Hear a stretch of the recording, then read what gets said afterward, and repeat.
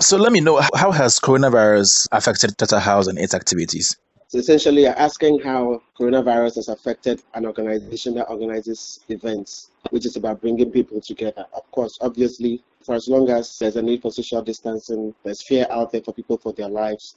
People are worried about their health, and of course safety.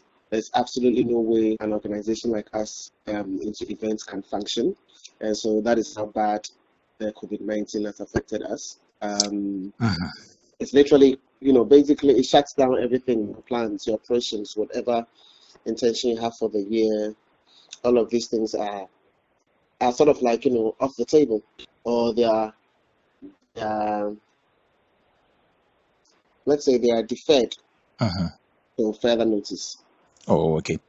Have you set definite, or let's say tentative timelines of when you would say, okay, now we can do or hold the award scheme this year? Do you have any timelines that you're looking at? There are dates we are playing with, but obviously we can't push them out. The reason why we are playing with these dates is because obviously you need a plan B, plan C, plan D, whatsoever. But none of these things are firmed up. So the good thing is, or the wise thing to do is always is to wait on government directives, because as the situation is, where knowledge with respect to how bad the situation is keeps unfolding. So at the first instance, you hear there are four cases, then the next moment you hear there are over 50, then the next moment you hear over 100. So and each time the government responds with directives that they think are best suited for the people of this country, the best way to be able to manage and contain the virus. And each of these directives have got direct impact on how people move.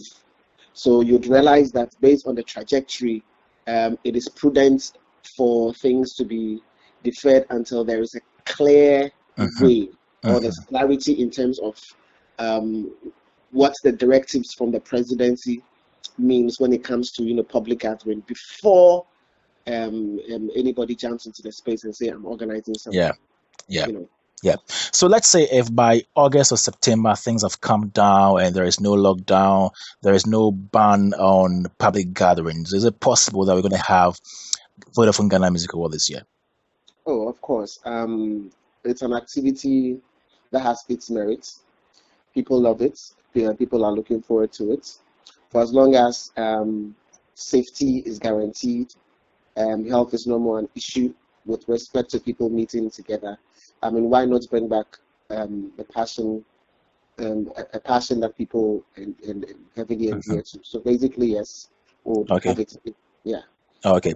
Well, some have also suggested that you do the ceremony online. Would you, or let's say, have you considered anything like that? Maybe holding an online award scheme for the first time. Is this something that you're considering? Yes. It was part of our initial alternatives. But you see, for each idea that we put on the table, we look at the pros and cons, and then we try to find out whether it's prudent or it's a thing that would, all the implications, thereof each time. So the question is, so we usually want to consider what does it mean in terms of people coming together. Are we going to have a performance? Are we going to, is it just award presentation? Is it people coming together? And if they're coming together, there are going to be performances. And is it going to be an act alone on stage, or the person is coming with a crew? And if they are coming with a crew, how many of them, etc. But what does it mean at the time that we, for example, plan to hold it? So assuming we say we are going to hold it on, let's say, give a date. Okay, so assuming we are going to hold it on a particular date,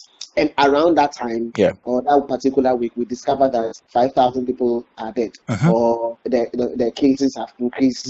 What does it mean? What does it mean for Ghana around that particular period? And then you are also promoting an event. It's all of those things have to be considered. Because in as much as we need to be able to hold it, we cannot also be sensitive. We are human beings.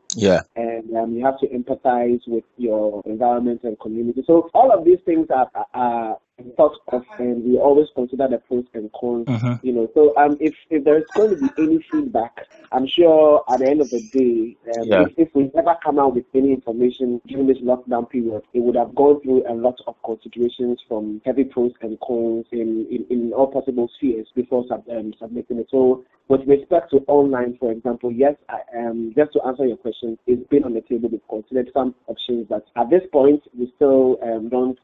It's a bit, especially this week has to pass. Mm-hmm. This week, yeah, because of the contact tracing Yeah. and the number of, so I just read an information about organized different countries and who in the month of February Yeah. they had like less than 20 cases, some had less than 50 cases, Mm-hmm. and then 1 month after that they had thousands, Yeah. some had hundreds of thousands and That's stuff. crazy. Just 1 month difference. That's crazy. So basically, you can't rush into anything Mm-hmm. because then it will just be you are behaving like you are God, but we are not.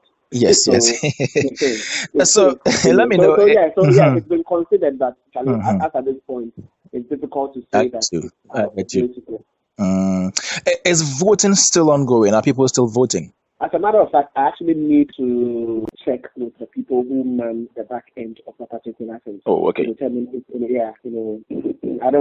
I'm not too sure of Mhm. what people's vibe with respect to voting will be at this point. Because when it comes to issues that pertain to life and death, it basically changes your orientation towards life and death. Yeah. So Yeah. I'm not too sure what's happening, but I'll need to make a choice.